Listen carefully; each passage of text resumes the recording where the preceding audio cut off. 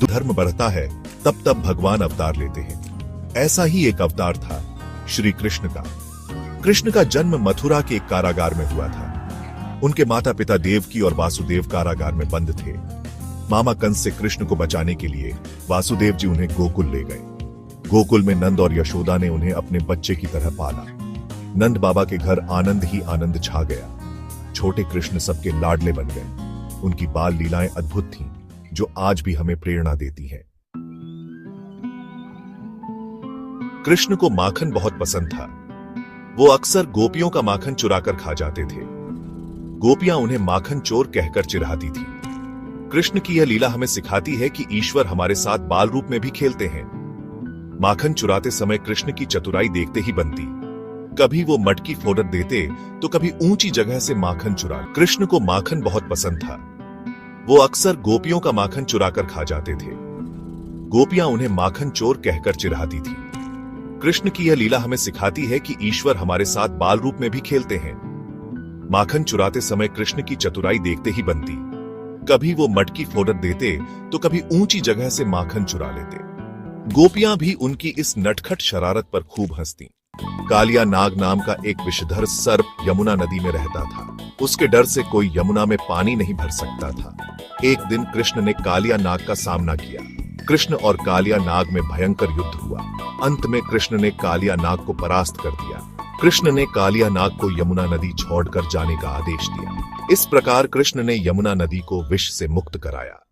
एक बार इंद्रदेव क्रोधित हो गए और उन्होंने गोकुल में भयंकर वर्षा कर दी। सब गोकुलवासी डर गए। तब कृष्ण ने अपनी छोटी उंगली पर गोवर्धन पर्वत उठा लिया। 7 दिनों तक कृष्ण ने गोवर्धन पर्वत को अपनी उंगली पर धारण किए रखा। अंत में इंद्रदेव को अपनी गलती का एहसास हुआ और उन्होंने कृष्ण से क्षमा मांगी। कृष्ण की बाल लीलाएं केवल मनोरंजन के लिए नहीं हैं। इन लीलाओं में हमें जीवन के कई महत्वपूर्ण पाठ सीखने को मिलते हैं। माखन चोरी हमें सिखाती है कि ईश्वर हमारे साथ बाल रूप में भी खेलते हैं।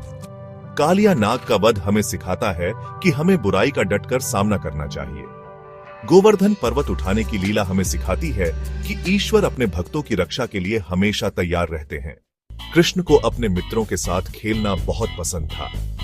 वे अक्सर अपने मित्रों के साथ यमुना नदी में नहाने जाते थे। वे गाय चराते थे और बांसुरी बजाते थे। कृष्ण के मित्र उन्हें बहुत प्यार करते थे। वे कृष्ण के साथ हमेशा खुश रहते थे। कृष्ण की बाल लीलाएं हमें सिखाती हैं कि हमें अपने बचपन का आनंद लेना चाहिए और अपने मित्रों के साथ अच्छा व्यवहार करना चाहिए। यशोदा मैया कृष्ण से बहुत प्यार करती थी। वे कृष्ण को हमेशा अपने पास रखती थी। यशोदा मैया ने कृष्ण को बहुत लाड प्यार से पाला। कृष्ण भी अपनी माँ से बहुत प्यार करते थे। वे अपनी माँ की हर बात मानते थे। यशोदा और कृष्ण का प्रेम हमें सिखाता है कि माँ और बच्चे का रिश्ता दुनिया का सबसे पवित्र रिश्ता होता है। कृष्ण के मुरीद कृष्ण की बाल लीलाएं इतनी अद्भुत थीं कि देवी देवता भी उन्हें देखने आते थे। एक बार भगवान शिव भी कृष्ण को देखने गोकुल आए थे। कृष्ण की लीलाएं देखकर देवी देवता भी आश्चर्यचकित रह जाते थे। कृष्ण की लीलाएं हमें सिखाती हैं कि ईश्वर सभी के हैं और वे सभी से प्रेम करते हैं। सेक्शन 9 बाल लीलाएं, भक्ति और प्रेम का संगम। कृष्ण की बाल लीलाएं भक्ति और प्रेम का अद्भुत संगम है। इन लीलाओं में हमें ईश्वर के प्रति प्रेम और समर्पण का भाव दिखाई देता है। कृष्ण की लीलाएं हमें सिखाती हैं कि हमें ईश्वर को अपने हृदय में बसाना चाहिए और उनके प्रति सच्ची श्रद्धा रखनी चाहिए।